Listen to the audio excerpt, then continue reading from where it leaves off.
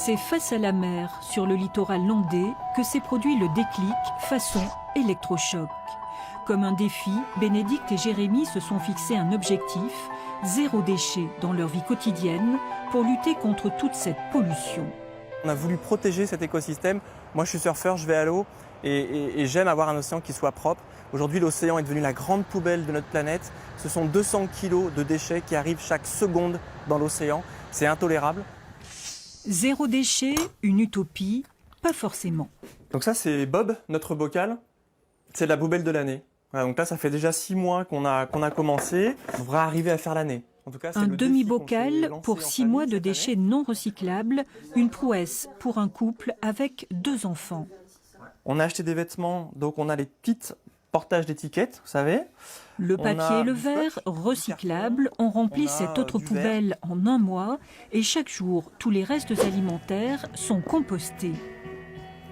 Mais comment font-ils pour parvenir à un tel résultat ? Leçon numéro 1, bannir le plastique, ce fléau des plages. Ici, le stockage se fait dans du verre ou dans du tissu, exit les emballages, un combat qui commence au moment des commissions. Donc le petit kit course, le voilà. On a mis aujourd'hui une bouteille pour l'huile d'olive, des petits tupperwares. Des petits tupperwares en verre et pas mal de sacs, de toutes les tailles aussi.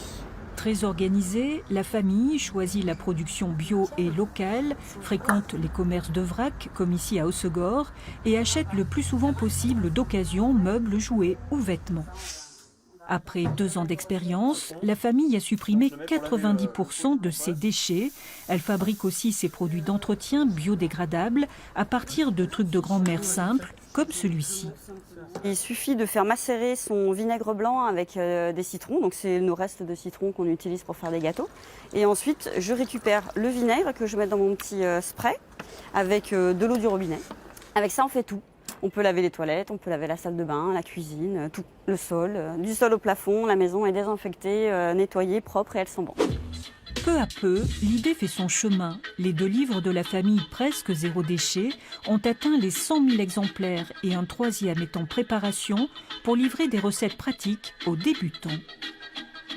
On a trouvé les solutions pour tout. On a trouvé les solutions très simples. Et en fait, le zéro déchet, il n'y a rien de compliqué. Ce sont que des petites solutions. Il faut juste changer ses habitudes. C'est là où c'est compliqué. Mais une fois qu'on a trouvé une nouvelle habitude, on la garde.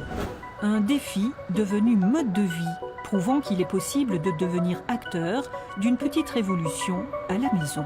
Et aujourd'hui, on a une démarche de sobriété volontaire, mais on a gagné en qualité de vie. On n'a pas perdu en confort. On est dans une société ultra confortable. On a gagné en qualité de vie. C'est ça qui est juste génial. Un bonheur inattendu, même s'il ne représente pour l'instant qu'une goutte dans l'océan.